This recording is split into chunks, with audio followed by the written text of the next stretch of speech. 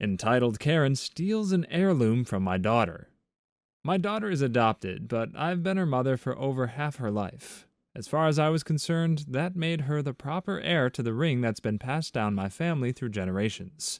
My sister had other ideas, and took it upon herself to steal that ring from my daughter while they were out together.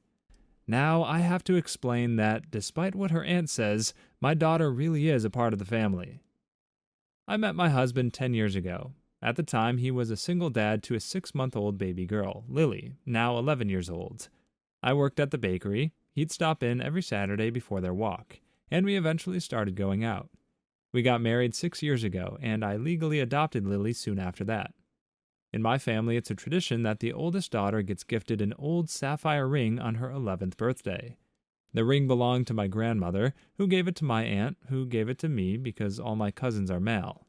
Lily's 11th birthday was a few months ago, and I gave the ring to her because she's my oldest daughter. She loves that ring more than anything.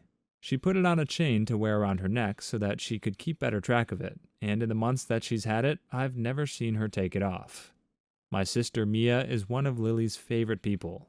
Lily really loves her aunt, and sometimes Mia will just text to let me and my husband know that she's picking Lily up from school to go eat or go to the bookstore or something like that. The other day I got one of those texts from Mia, so I just told her to be safe, have fun, and make sure my daughter came home at a decent time because it was a school night.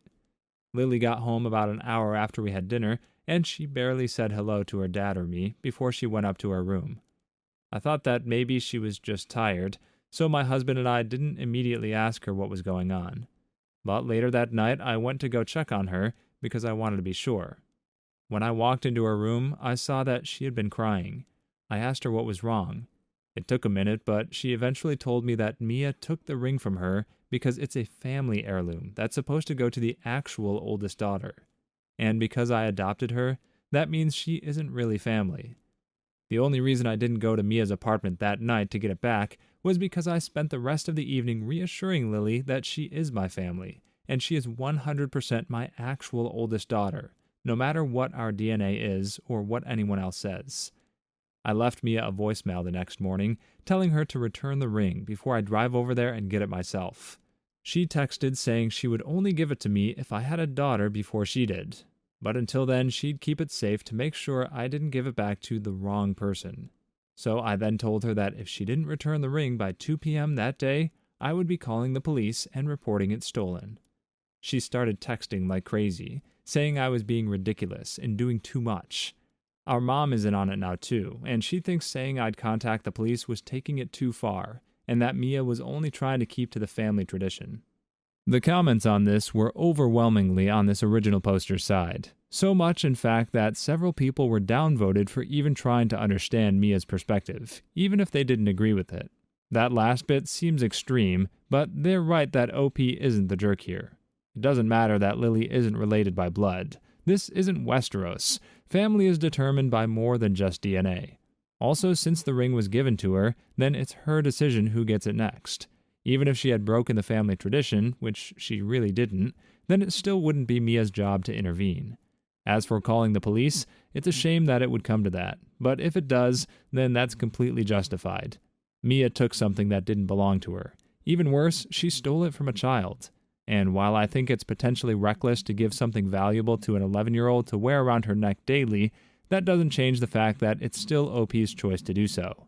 However, here's where the story gets weird. A similar narrative was posted just a few hours after this one. The second story was told from the thief's point of view, and in that case, the commenters decided that the thief was the one whose actions were justified. So let's take a look and see if you agree with this apparent change of heart. I stole an heirloom and moved away with it. I am 19 and my stepsister is 20. My dad married her mom when I was 16 and she was 17. They dated for 3 years before they got married. My mom passed away when I was 8. My grandma had this beautiful necklace that had been in the family since they immigrated from Italy about 3 generations ago. It was given to her by her mom, and so on. My grandma passed a few years ago, and so the necklace was given to my dad, since she disowned his other siblings. So all my life I was told that the necklace goes to the oldest child, usually the daughter, and is given when they're 20. Well, my stepsister turned 20 last week, and one of the gifts that was given was obviously my grandma's necklace for my dad. Not going to lie, I lost my mind. My stepmother was all for it, saying that it unites us as a family, and it's good to merge family traditions. I told her that merging family traditions applies to making cookies at Christmas, not giving away familial ties that aren't in her bloodline. My dad's defense is that he's following the rules. She's the oldest and she turned 20, so she should have it. My stepsister and I get on okay enough to have dinner together once a week, but she loves material things. So obviously when a pretty diamond necklace gets put in her hand, she'll stop breathing before she lets go of it. So 2 days ago, before I left to study abroad, I went into my stepsister's room while she was at a party and stole the necklace back.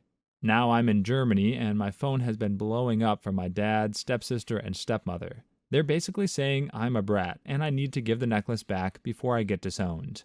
Am I the jerk? Edit. My dad did not adopt my stepsister. She only lived with us during the summer for 3 months, since her biological dad had shared custody and had her during the school year when we were in high school. But since she's an adult, she was prepping to permanently move back to her hometown with her bio dad. She just stayed with us for a few months for one last summer. Edit 2. My grandma did not know my stepsister. She passed when I was 14. This was when my dad and stepmother were dating and were introducing themselves to us. My grandma also did not like my stepmother because she insulted her cooking once. I should have said this earlier, but my grams told me once when she was braiding my hair when I was about 10 that the heirloom would look beautiful with my wedding gown when I got married. So that's also what motivated me to get it back.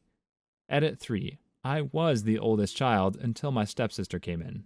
There are definitely some differences between this story and the first. For one, the stepsister wasn't adopted by the father, although that really seems like more of a formality than anything. The bigger difference is the age. The stepsister is newer to the family. That holds more weight, although the fact that the grandmother didn't know her is irrelevant. It's also usually suspicious when an OP leaves out a detail as significant as the grandmother telling her that she'll get the necklace someday. And even if the grandmother said that, it was still ultimately the father's necklace to give away. If the first OP had the right to choose who receives the heirloom without input from the rest of the family, why should the father in this story have to play by different rules just because it feels wrong? What's right and what's good, unfortunately, aren't always the same, especially not when playing by a rulebook. While OP's reasons for stealing the necklace are sympathetic, that doesn't make it morally correct. Rifling through another person's things and then fleeing the country is never okay. And in this case, there could be some pretty huge consequences if they take it to the police. Germany has extradition treaties, and this was legally a theft. Even if OP feels morally justified, the risk doesn't seem worth it. That's ultimately her choice to make, of course, but what do you think about it? Would you have done the same thing? Do you think OP is the jerk, or do the differences between this story and the first one make her more justified? Let us know your take on these stories in the comments below. If you made it this far in the video, consider liking and subscribing for more videos coming. Sister-in-law says I'm too white to be at her wedding. I'm married to my husband of 3 years.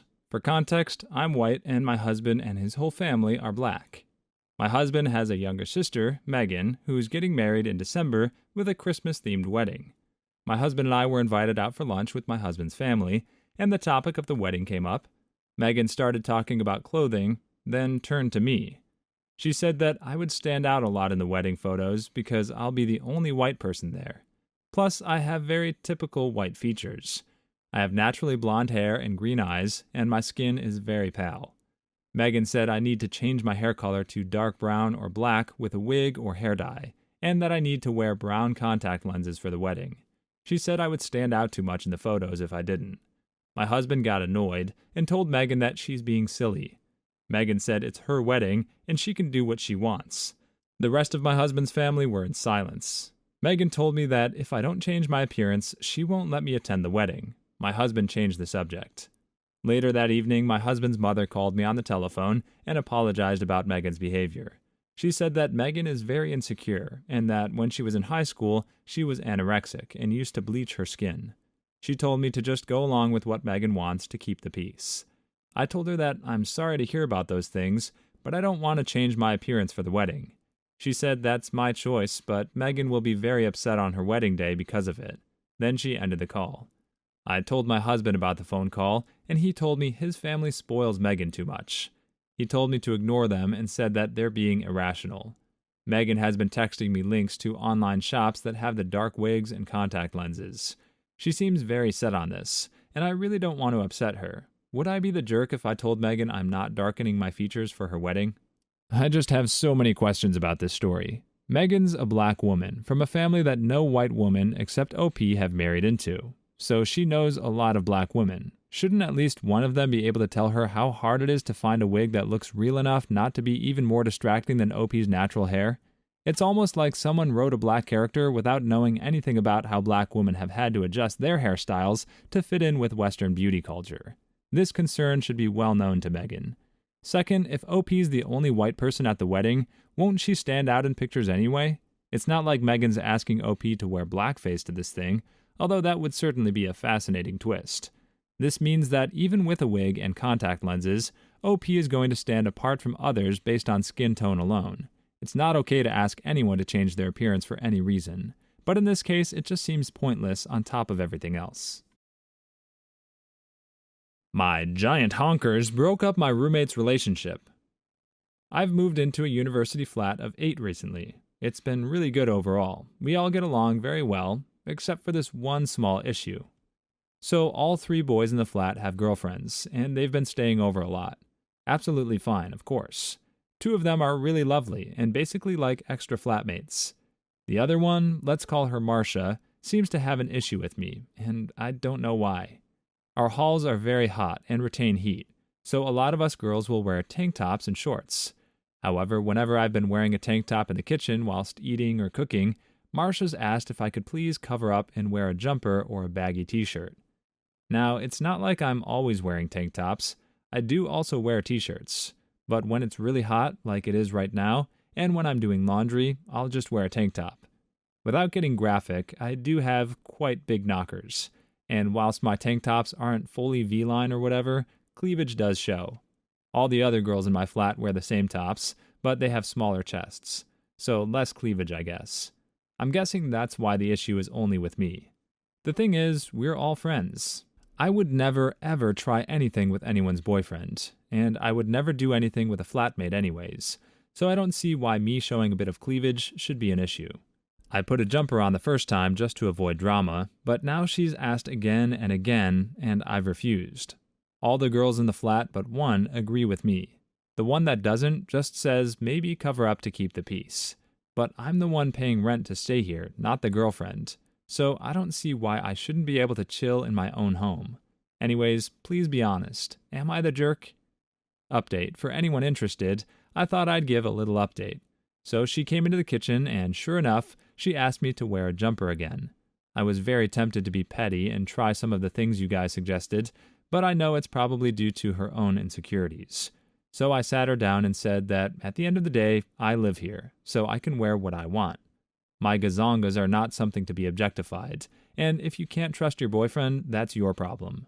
I tried to be nice about it, as I hate confrontation and just wanted to move on. But then she started crying and left. 2 minutes later, her boyfriend comes in and asks what just happened. He was very nice about it, he wasn't being accusatory or anything. I explained the whole situation to him, and he apologized to me on her behalf and his for her putting me in this situation in the first place, which I appreciated. He then went to talk to her, and I think that after a lot of back and forth, they broke up. He didn't want to be with someone who couldn't trust him and was acting like that. It's sad because he really did love her. He was obsessed with her in a not creepy way. But she obviously had issues to work through herself, and I hope she does. But yeah, it looks like I can continue wearing what I want in the kitchen. In case you're wondering, the petty suggestions OP makes reference to were just to either put on something skimpier or tell the girlfriend to hang out at her own place. It's kind of weird they aren't already doing more of that, instead of always hanging out in a flat shared by 8 people, where 2 additional girlfriends are always over. You'd think this couple would want some privacy every once in a while. The weirdest part of this story to me is that if this girl doesn't like the fact that OP's stacked like a brick house, putting on a sweater wouldn't make much difference. The term sweater puppies didn't come from nowhere. A sweater can almost be more suggestive because it clings to them while still sparking the wilder side of the imagination. And I think that if OP had gone along with this girl's demands, that issue would have come to the surface eventually. When a person has trust issues, it doesn't actually matter what you do to make them happy. They'll find new reasons to be distrusting. Maybe this girl just needs to find a boyfriend who isn't living with 5 other women. Until then, she needs to seriously work on her self-esteem, or these trust issues are never going to stop being an issue in future relationships. Please leave your stories in the comments. I'd love to make a video of them in the future. Also, don't forget to like and subscribe.